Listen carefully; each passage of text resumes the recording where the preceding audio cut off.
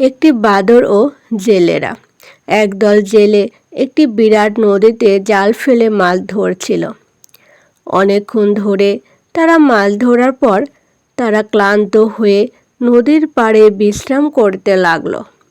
তারপর তারা নদীর ধারে জাল টাল রেখে একটু দূরে কিছু খেতে নিতে গেল।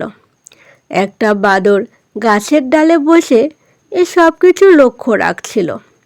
বাঁদরটা মনে মনে নানান রকম ফন্দি আঁটছিল।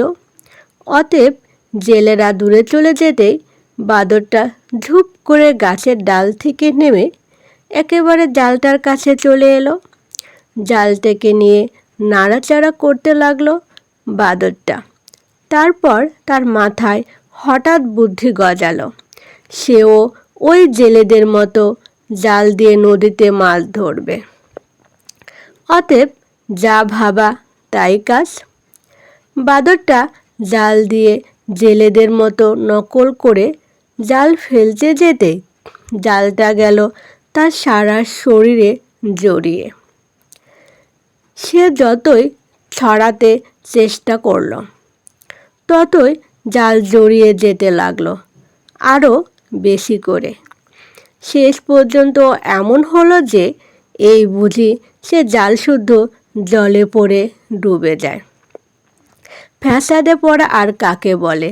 বাঁদরটি তখন ক্ষোভে দুঃখে মনে মনে বলতে লাগলো, ঠিক হয়েছে, উচিত শিক্ষা হয়েছে আমার।